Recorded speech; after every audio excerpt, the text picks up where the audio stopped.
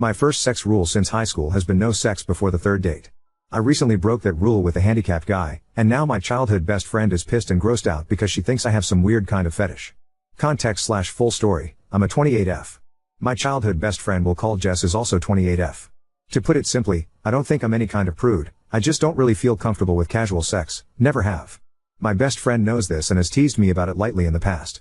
She's been in a long-term relationship for the last 3 years. I've mostly been single while working on my degree and starting my career. Jess lives in another state with her boyfriend, so we don't hang out much anymore. So about a month ago I had a first date with a guy I'd been talking to for a bit, thought it was going places, but he gave a weird vibe on the date and I cut and ran early. On my way home I stopped at a local pub, figured I'd have a drink to unwind and people watch till it wore off. Tipsy driving is still drunk driving emo. I get there and it's pretty packed, Friday night and all, and there was no seating room at the bar. Took my drink and looked around. Most of the restaurant side of the pub was someone's birthday party, but there was a small table with a seat open off to the side, with a guy reading a book there. So I say F it, I'm a social person and what's the worst thing that happens? He says no? So I ask if I can sit there for a bit, I promise we don't have to talk or anything. At this point I feel like I fucked up because this guy up close is the hottest man I have ever seen. But he just smiled at me and gave an enthusiastic sure.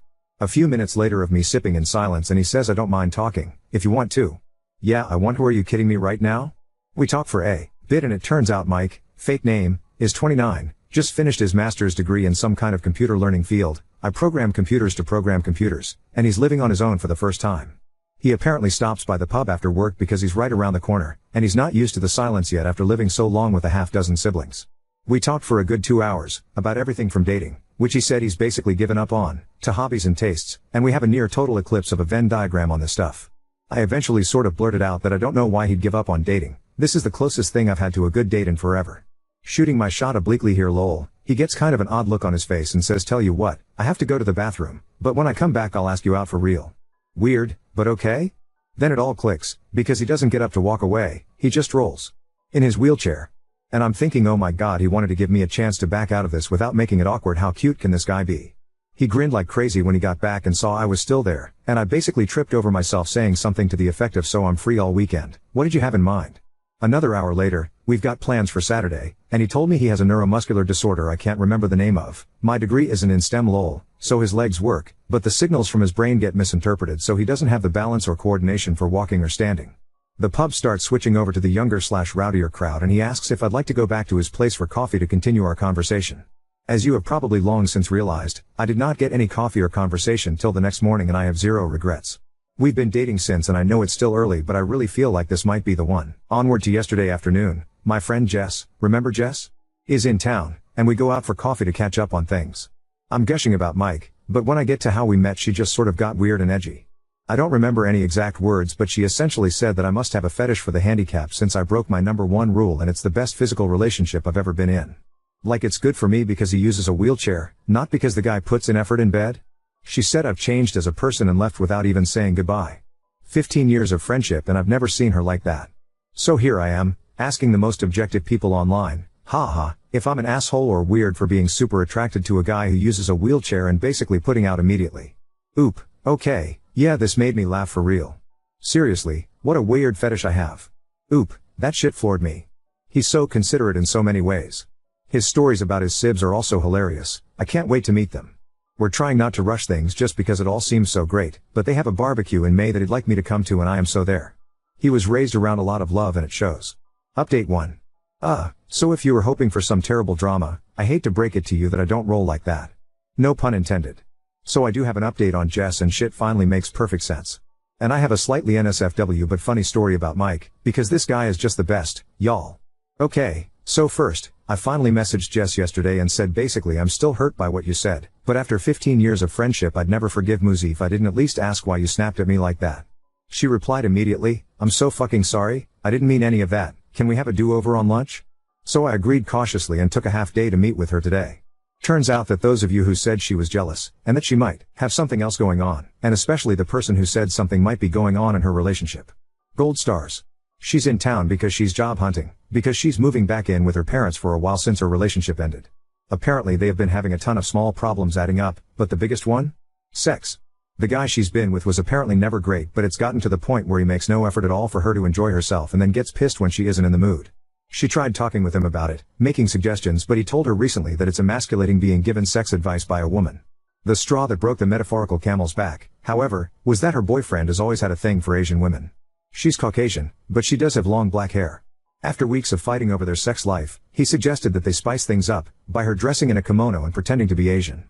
She lost it on him and is absolutely disgusted by the racist fetishism and ended it right then. So she had all of this bottled up and was hoping to talk to me and finally be able to put it down. And I missed every hint that she had something big to discuss because I was gushing about Mike. So to her it felt like I was just twisting the knife by bragging about how great our sex was. She snapped, and somewhere between what I was saying and what she wanted to talk about some wires got crossed and she said something incredibly dumb. She left without saying goodbye because she was mortified and ashamed as well as irrationally mad at me. Something to know about Jess, she's an awful liar and she and I were the co-founders of our high school's foot-in-mouth society, so I do believe her. I told her I forgive her and I'm sorry I didn't realize she wanted to talk about something bothering her, and she said I was too stupidly nice and have nothing to apologize for, so I think we'll be okay. For time being I'm not ready for her and Mike to meet, because I don't want to make things feel worse, and she agrees. But she's really happy for me. Hopefully this is just a funny story we can look back on someday. So, on to how Mike almost killed me, lol. Last night we were talking about the Reddit post and he gets this funny expression that I'm starting to recognize. And he goes, how do we know you don't have a fetish if we haven't at least tried it in the chair? And I'm like, are you serious lol? He said he's never attempted it, because, cue tears, he's never felt so comfortable with a partner before. Well, his chair has what is essentially like a parking brake thing. Or it should, it's unfortunately broken and apparently getting them fixed is an expensive pain in the ass. He doesn't use it that often so he hasn't made it a priority. And there's this thing called Newton's third law, you know how every action has an equal and opposite reaction? As it happens, when you're trying to, get the motion of the ocean going, in a chair with wheels that aren't locked, there's a sort of counter motion that starts and fucks it all up. So we were going nowhere fast except for inching along the floor in his bedroom. And laughing at the silliness, which isn't helping. Eventually he just stops and says maybe we can get some of those wooden block things they use to keep little planes from rolling away, like in Indiana Jones, you know? I absolutely lost it. Like laughing so hard I'm in tears, he's giggling half at the situation and half at my reaction, and everything just keeps setting me off again. Finally I get it under control, doing some deep breathing exercises and shit, and I look at him again. And he pulls the straightest face he can, and says, for the love of God, golly. This sure is uncomfortable. Folks, if I had asthma I would have fucking died right there. I laughed so hard I think I pulled a rib. Like wheezing and not even laughing anymore so much as weeping and making this awful hey noise when I could catch my breath. While he's laughing and rubbing my back and saying he's sorry, he couldn't resist. So yeah, confirmed, no fetish here, and this magnificent bastard's comedic timing might actually kill me. I doubt I'll update again, because there's really nothing I can see needing to share given everything sort of worked out. And in the end, the real assholes were the friends we made along the way? Ike. Thanks for all the lovely comments on my last post and for coming along with me on this absurd but brief drama in my life, lol. Oop, and everyone's phones blow up. Genius, I'll finally go viral and get all those internet dollars I assume people are raking in, lol. I probably will post an update on this account, but I don't necessarily want to bog down Ada with my silly shit. I'm so excited and nervous. It's apparently a Mother's Day barbecue. Which I didn't know because my parents and I are estranged and I never even seriously thought about having kids before meeting Mike.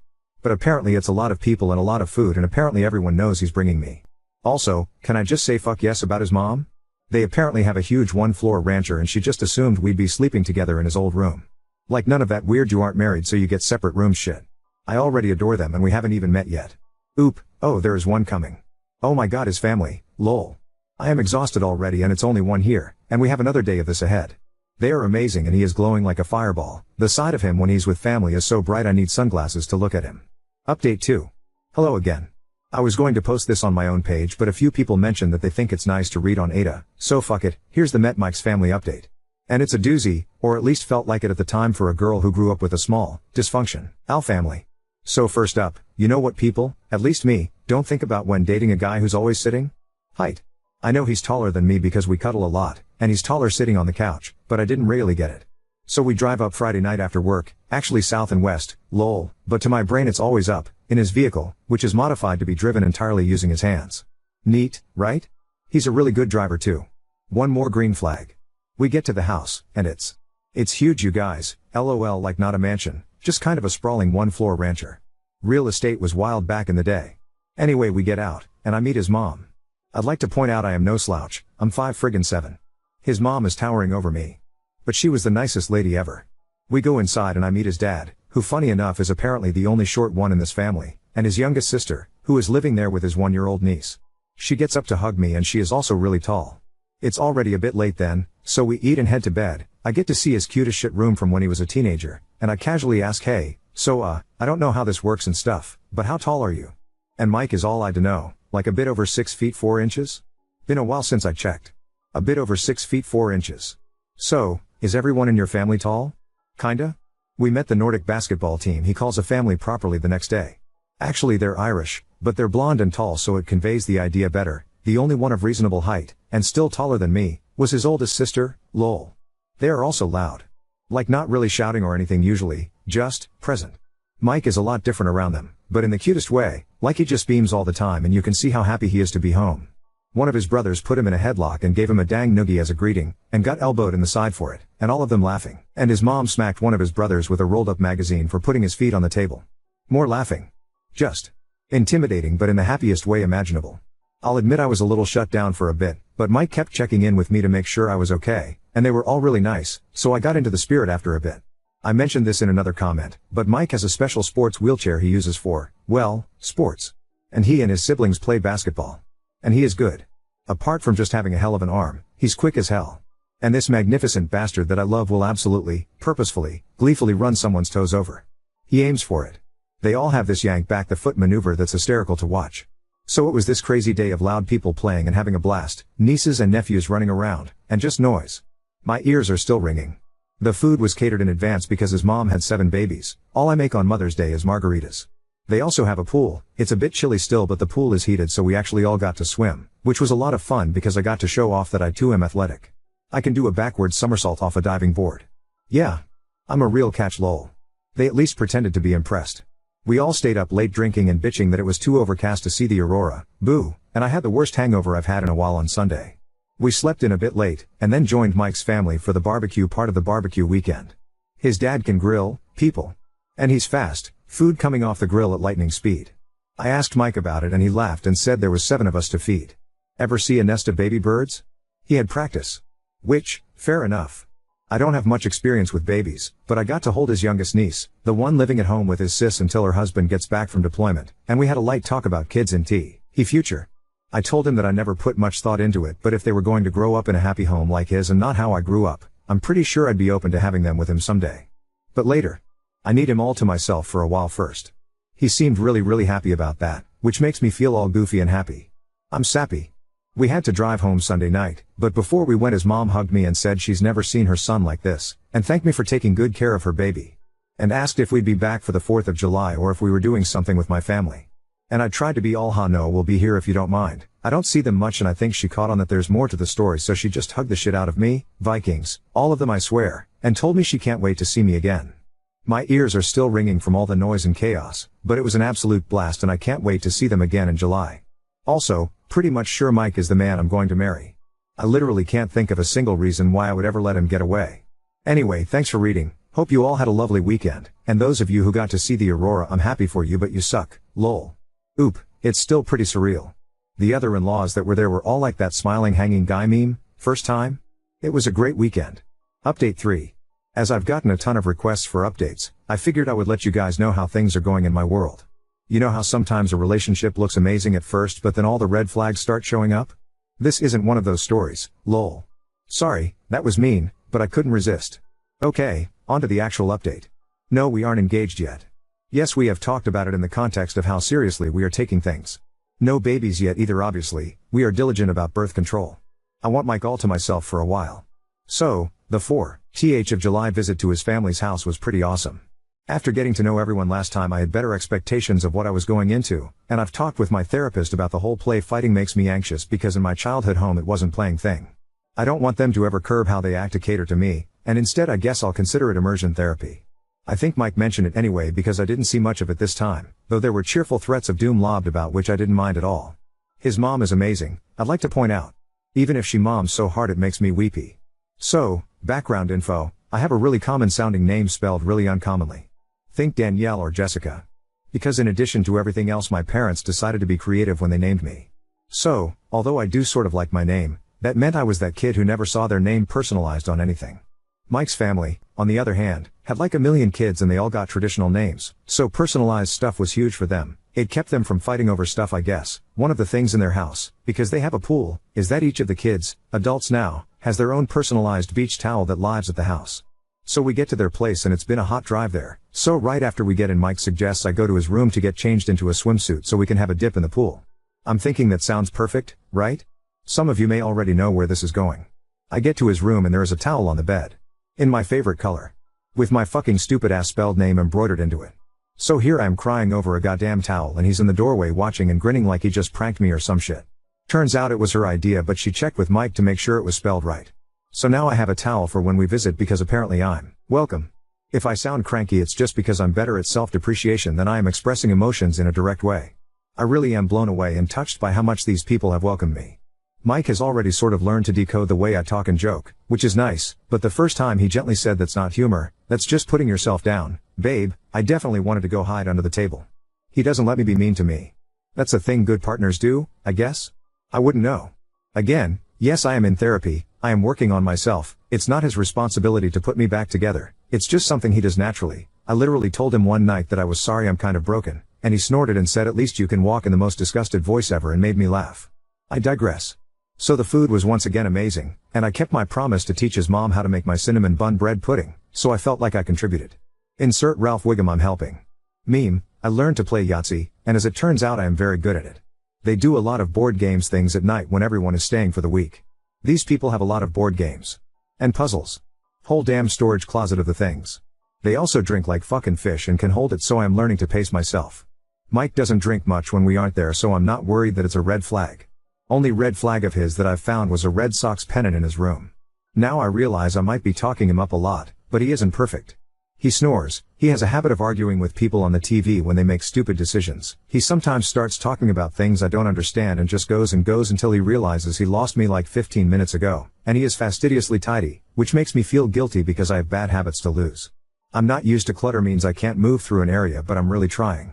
Burrell, why spend any time at my own place anymore? And we're definitely looking to move in together sooner than later. Yeah, so, not that much of an update, no one burned themselves on a firework or anything super exciting. I'm just in an ongoing relationship with a great guy who has a great family and things continue to look up for us. We head home tonight so we can spend some alone time Sunday. Hope everyone else had a safe and happy holiday. Update 4. I debated just posting this on my own page, but shit, like a lot of people keep asking for more so I guess it doesn't hurt to drop my post between Ada for literally killing someone and Ada for meekly accepting my in-laws' cruelty but asking if I may wash my wounds before they flog me again. This is not an exciting update. Not engaged. No babies on the way, not even freakishly tall ones like some of you are hexing me with. But Jess finally met Mike. Sorry. I mean I'm not sorry, I feel compelled to open with a joke and I don't know why. Anyway real TLDR she thinks he's amazing. She thinks it is hysterical that I'm on TikTok, I refuse to download it, and she is doing amazing. And our lives are moving forward together. Jess and I have this friend, who I will call Meg and not Tallulah despite both Jess and Mike thinking would be hilarious. Meg was planning to have a birthday party, the big 3-0, and she and Jess are close, and both presently single. They chose a local bar with outside seating, and Jess did a wait, let's check their accessibility because I've been bitching to her for the last month. And lol and be fucking hold after calling the place, they didn't have a ramp for the balcony/outside seating area. As I have been told Jess said nope I am meeting Mr. Thrower / Jess come on and so they found another place that's a damn hike from everyone. But it has a great outside area with accessibility. And then we got the invite. Through Facebook because we are all basic, I guess? And Mike was stoked because why have this awesome beer selection, full stop I hate hops so. Then Meg told us that, no I am not using Tallulah for the 15% of you going oh but that was such a better name, they chose it because Jess wanted Mike to feel welcome. So hats off to Jess for making the comeback impression of the century, I guess. The birthday was fun, and silly, and everyone in my immediate friend group met Mike and loved him. Tons of laughter, everyone drank way too much, but fortunately we had enough heads up for a planned motel stay. Why yes, I do own a UV flashlight, why do you ask? So we and a bunch of other people didn't drive home. We actually had brunch in the bar the next day, it was absolutely awesome and I am ruined for pancakes because fluffy. Once again, I digress. Jess and Mike hit it off and she told him literally every story I didn't want her to over brunch, and it all was great apart from the persistent hangover. I crashed at Mike's again. And then he asked what it would cost to break my lease, because he hates the mornings he wakes up and I'm not there. So the next upcoming week and a half or so is going to be insane while I pack up my whole damn life and shove half into a storage unit and the other half into his apartment, and then we'll be living together. I know it's too soon. He does too. We've decided we're idiots and just going for it. My landlord is a lady who is a bit on the older side and isn't charging me for breaking the lease as long as I leave the place ready for a new renter, so I may respond to comments for a bit right away but expect a lot of silence for a while after.